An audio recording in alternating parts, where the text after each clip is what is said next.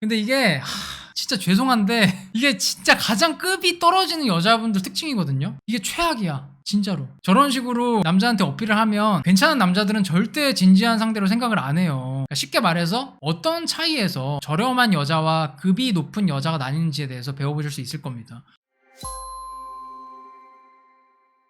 제가 오늘 뭐 할 거냐면 저희 굉장히 고인물 멤버인 치즈마 치킨님께서 저한테 요청을 하나 하셨어요. 저한테 팬딩 메시지를 보내셨다고.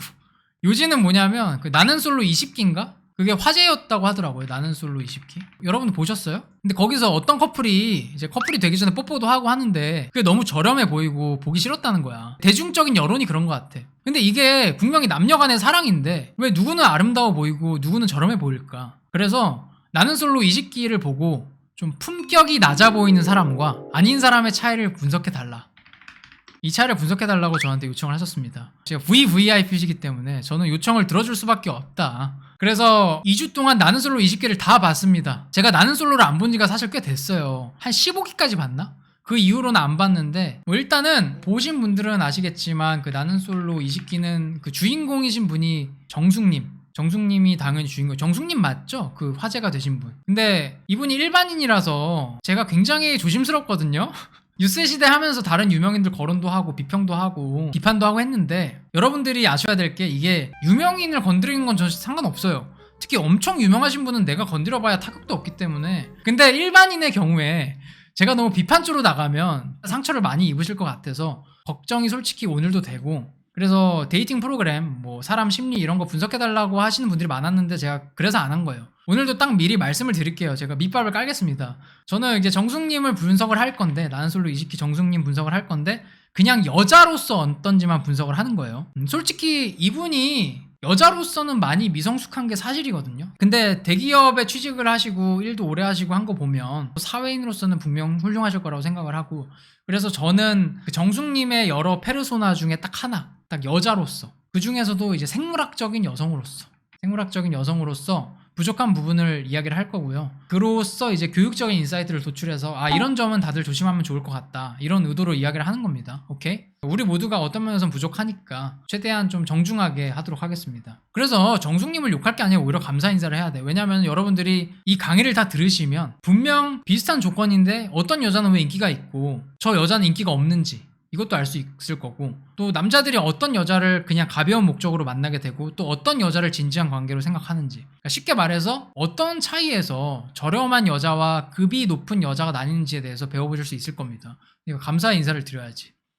자, 일단은 가벼운 부분부터 가겠습니다. 정숙님이 사실 자기소개 부분부터 굉장히 잘못하신 게 있어요. 자기소개. 기억하실지 모르겠는데 정숙님의 자기소개를 들으면 처음부터 내 호불호에 대해서 너무 강하게 이야기를 했어요. 방송을 보시면 나에 대한 제대로 된 소개보다 이런 걸 강조를 하거든요. 전 이런 사람 진짜 싫어요. 제가 싫어하는 건 이런 거예요. 이렇게 내 호불호를 상대에게 이야기하는 거를 신경을 쓰셨는데 이거 자체로 굉장히 이기적이고 배려심이 없어 보일 수가 있습니다. 이게 사실 그런 마인드거든요. 나는 이런 거 싫으니까 너네들이 나한테 맞춰. 그래서 첫 소개에서 할 말은 아닌 거지. 특히 여자분이 처음부터 이러시면 여성미가 굉장히 떨어집니다. 왜냐면은 굉장히 중요한 여자다움. 이걸 일본에선 여자력이라고 하겠지. 그중 하나가 적응력이에요. 적응력.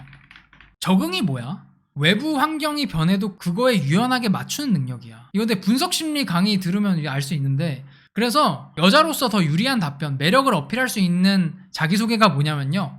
이런 거예요. 저는 사실 다 맞춰줄 수 있어요. 제가 좋아하면은 어떤 남자는 다 맞출 수 있습니다. 이런 식으로 이야기했어야 됩니다. 근데 그거는 자기 성격이기도 하니까 저런 말을 하지는 못해도 전 이런 사람 진짜 싫어요. 이런 말을 처음부터 하는 건 게임을 매우 불리하게 만드는 어리석은 선택이다. 지혜롭지가 못했습니다. 그래서 실제로 이분이 자기소개하고 선택 아예 못 받으셨죠? 아마 그럴 거예요. 제 기억으로는. 자, 그리고 두 번째 문제점. 여자로서 가치를 깎아먹는 치명적인 태도가 하나 있었습니다. 이분이 말씀하는 걸 들으면은 어떤 말을 자주 하셨냐면 내가 1대1로 기회만 있으면 진짜 남자 다 꼬실 수 있다. 이렇게 자부심이 있으셨어.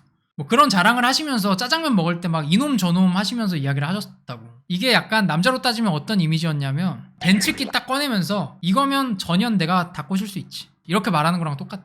여튼 나는 남자 유혹을 진짜 잘한다 이런 자부심이 있으신 것 같아. 근데 이분이 영호님인가? 영호님을 유혹하는 걸 보면은 뭘로 어필을 하냐면 원초적이고 본능적인 걸로만 유혹을 하시죠. 육체적인 걸로.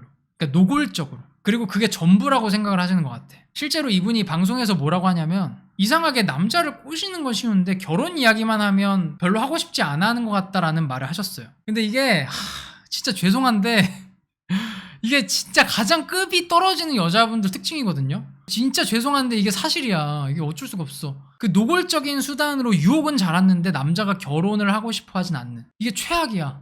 진짜로.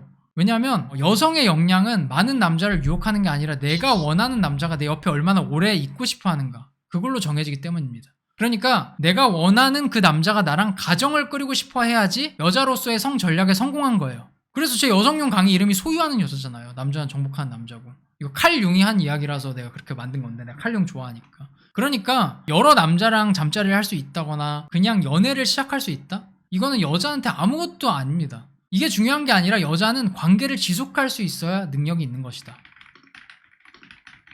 이게 여성의 능력이에요. 이거는 제 개인적인 의견만이 아니거든요. 남자가 여자를 부양하고 싶다라는 생각이 들어야 된다고. 그게 높은 가치가 있는 여성의 특징이고 이건 진화심리학적으로도 사실이고 분석심리학적으로도 사실입니다. 그래서 저런 거 절대 따라하시면 안 돼요. 그러니까 남자로 따지면 어떤 남성성도 없는데 돈으로만 여자를 꼬실 수 있다고 굳게 생각하고 그렇게 믿는 그런 남자들이죠. 솔직히 말하면은 정숙님을 보고 말죽거리 잔혹사의 떡볶이 아줌마 느낌이 좀 들었어요. 죄송합니다. 진짜 죄송해요. 진짜 죄송해요. 그러니까 이런 식으로 떡볶이 아줌마처럼 하시면은 결혼할 생각이 안 들 수밖에 없어. 그냥 떡볶이만 먹고 싶지. 아이고 우리 현수 단단하네. 약간 아니 가까이서 보니까 더 잘생겼다. 이런 느낌이 들어. 솔직히 말해서. 저런 식으로 남자한테 어필을 하면 괜찮은 남자들은 절대 진지한 상대로 생각을 안 해요. 아니 그리고 막 쓸데없는 소리도 너무 많이 하셨어. 영호님이 뭐 현대 뭐 어디 다닌다고 하셨잖아. 그 자기가 꼬실 남자한테 거기 누구 아냐고 물어보면서 내 전남친이라고 하시는데 네 그렇습니다. 이거는 뭐 더 이상 말하지 않을게요. 그러니까 남자를 대할 때 다 원초적이고 1차원적인 수준에 머물러 있어요. 나이가 꽤 있으신데도 교양이 전혀 느껴지지 않는 거죠. 근데 다시 한번 제가 진짜 죄송한데 지금부터가 더 본론이에요. 진짜 문제는 지금부터야. 이건 아무 문제가 아니야 사실. 이게 더 문제야. 진짜 문제는 뭐냐면 이게 어떤 분은요 정숙님을 보면서 이런 이야기를 하실 수도 있어요. 아니 그래도 되게 애교도 많고 여자하게 잘 유혹하지 않아요? 어쨌든 영호님은 넘어왔잖아. 그리고 뭐 이렇게 물어보실 수 있어. 아니 다니엘님이 예전에 영상에서 다뤘던 백치미 관련 영상에서도 남자한테 저렇게 좀 아이처럼 굴고 부족한 점을 보여줄 수 있어야 매력적이라고 하셨잖아요. 근데 뭐가 문제죠? 저런 면이 좀 있어야 되지 않아요? 맞죠? 근데 핵심은 뭐냐면 아이 같은 모습이 있어야 좋은 거지 진짜 애 같으면 안 된다는 겁니다. 아이 같은 모습이 있는 게 중요한 거지 진짜 아이면 안 돼요. 이러면 곤란합니다. 근데 정숙님은 사적인 관계에 있어서는 아이 같은 모습이 있는 게 아니라 그냥 아이예요. 사실 남자 앞에서뿐만 아니라 프로그램 전반적으로 다른 사람을 아예 신경 쓰지 않는 그런 모습이 많이 보이거든요. 너무 아이 같은 언행들. 프로그램을 보시면 영호 씨를 좋아하는 순자 씨인가? 그 선생님 하시는 분? 그분도 그렇고 다른 분들이 그 정숙 씨의 언행에 굉장히 당황스러워하는 모습을 여러 컷에서 볼 수 있었어요. 그러니까 모르겠으면 다시 한번 봐봐. 이거를 중심적으로. 다른 사람들이 정숙님의 눈치를 보는 것 같은 그런 상황이 많더라고. 근데 그게 진짜 눈치를 보는 게 아니라 아이가 막 떼쓰고 철없는 짓을 할 때 어른들이 당황을 하거나 그냥 너무 당황스러워서 그냥 봐주는 그런 느낌? 정숙 씨는 어른인데 그러니까 엄청 당황스러운 거지. 이게 뭐지 도대체? 이렇게 방송을 보시면 제가 무슨 말 하는지 아실 거예요. 정숙님 같은 분들의 문제점이 크게 두 가지 정도 되는데 첫 번째는 뭐냐면 본인은 스스로를 판단할 때 내가 감정 표현에 솔직하고 자기 확신이 있는 굉장히 매력적인 사람이라고 생각을 하실 겁니다. 근데 타인들은 그렇게 생각 안 하죠. 이분의 솔직한 표현은 감정 표현이 아니라 자기 배설에 가까운 경우가 많았고요. 자기 확신이 강한 게 아니라 자기 중심적인 모습이 대부분이었습니다. 우리는 이런 개념을 구분할 줄 알아야 돼요. 솔직함과 무례함. 솔직한 감정 표현과 자기 배설, 자기 확신과 자기 중심적인 것. 이걸 구분을 하셔야 되는데 구분하는 방법을 알려드릴게요. 한번 보세요. 자기 확신이 강한 사람은 내 주장을 타인한테 불편함 없이 전달하려고 노력을 합니다. 그래서 언어 표현을 되게 많이 신경을 써요. 물론 너무 불편함 없이 전달을 하려고 하면 주장 자체가 퇴색될 수가 있으니까 이 중심을 잘 잡아야 되지만 핵심은 이런 중용을 유지하려고 하는 게 성숙함이고 어른들의 능력이에요. 내 주장을 언어로서 설득력 있게 잘 전달하는 그러니까 더 쉽게 말해서 누군가는 진실은 불편한 거라고 말하잖아요. 그쵸? 그러니까 진실 자체를 날 것 그대로 막 전달을 하면 불편하죠. 하지만 진실도 불편하지 않게 최대한 유쾌하게 전달되도록 노력하는 게 어른의 태도이자 능력입니다. 그래서 진실을 말하는데 마냥 불편하기만 하다? 그건 전달하는 사람이 너무 아이처럼 이야기했기 때문입니다. 근데 자기 확신과 자기 중심적인 것의 차이, 솔직함과 무례함의 차이도 이거랑 똑같아요.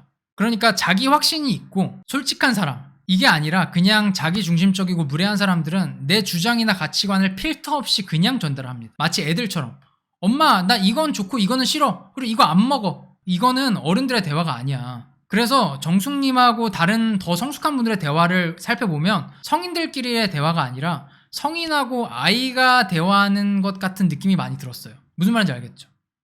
그러니까 어른들의 대화는요, 정보나 사실보다는 어떤 맥락이 중요하거든요. 맥락. 그러니까 컨텍스트죠. 이런 맥락, 컨텍스트를 파악하는 능력이 사회적 지능입니다. 그래서 어른들은 나 이거 싫어, 이거 좋아, 이거 할래, 이렇게 1차원적으로 말을 안 한다고. 은근히 전달을 하는 거야, 어른들은.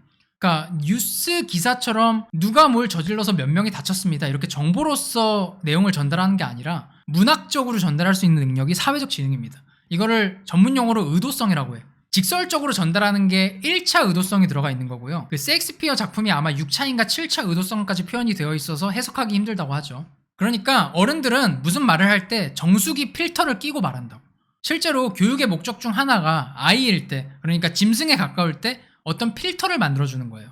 근데 정숙님은 이런 필터가 없어요. 말을 할 때 필터가 없습니다. 그러니까 아이 같은 모습이 있는 게 아니라 그냥 아이다.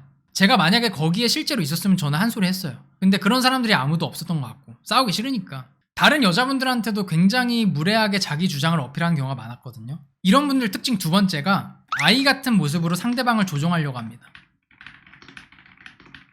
나는 이게 좋고 난 무조건 이렇게 할 거야, 이렇게 아이처럼 굴면서 관계에서 우위를 점하는 거죠. 그러면은 좀 소심한 성인들은 실제로 조종을 당해요. 그러니까 조종이라기보다는 당황해서 맞춰주게 되는 거지. 갈등을 빚는 게 싫기도 하고. 그래서 정숙님이 솔직히 말해서 사적인 관계에서 되게 조심해야 되는 사람이 가진 특성을 다 가지셨어요. 성인들의 세계에서는 내 약함을 이용해서 사람들을 조종하는 거, 이게 굉장히 피해야 되는 거거든. 이게 딱 아이들이 하는 거야. 아이들이 왜 울어요? 내가 울면 어른들이 날 봐주고 챙겨주니까. 근데 성인이 돼서도 이러는 분들이 있고 현대에 들어서 많이 나타난 인간 군상 중 하나입니다. 내가 스스로 약자가 됨으로써 힘을 갖는 거죠. 여러분, 양극단은 동일하거든요. 가장 약한 사람은 가장 강해질 수 있고요. 가장 강한 사람은 가장 약한 존재이기도 해요. 이거를 아마 신경쓰기의 기술 저자 마크 맨슨도 지적을 했을걸? 마크 맨슨? 내가 스스로 성숙한 힘을 가져서 특별해질 수 없으니까 내가 약자가 돼서라도 특별해지는 거지. 그래서 언제부턴가 약자들이 권력자 행세를 할 수 있게 됐거든요. 이념을 갖고 사회운동 하시는 사람들 중에 이런 분들이 많죠. 약자를 자청함으로써 정치적인 혜택을 얻는 그런 분들이 있잖아.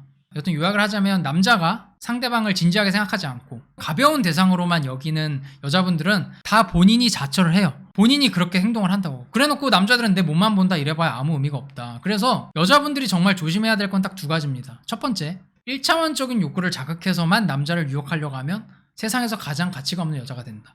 두 번째, 자기 확신과 자기 중심적인 거, 솔직함과 무례함, 솔직한 감정 표현과 자기 배설, 아이 같은 모습이 있는 것과 진짜 애 같은 거랑은 다르다. 이걸 구분하셔야 됩니다. 이런 중심을 맞출 수 있어야 진짜 매력 있는 사람이 될 수 있는 거예요. 오케이? 근데 이거 공개 업로드 해도 되나? 너무 중요한 내용이긴 한데, 근데 진짜로 이제 정숙님이 사적인 관계에서만 그렇다는 거고요. 다른 거는 진짜 좋은 직장 오래 다니시고 했으니까 엄청 똑똑하시겠죠. 그래서 딱 분리를 하도록 합시다. 사적인 관계에서만 미성숙하신 거예요. 저는 진짜 그렇게 생각을 하고. 오늘 준비한 내용은 여기까지고. 감사합니다.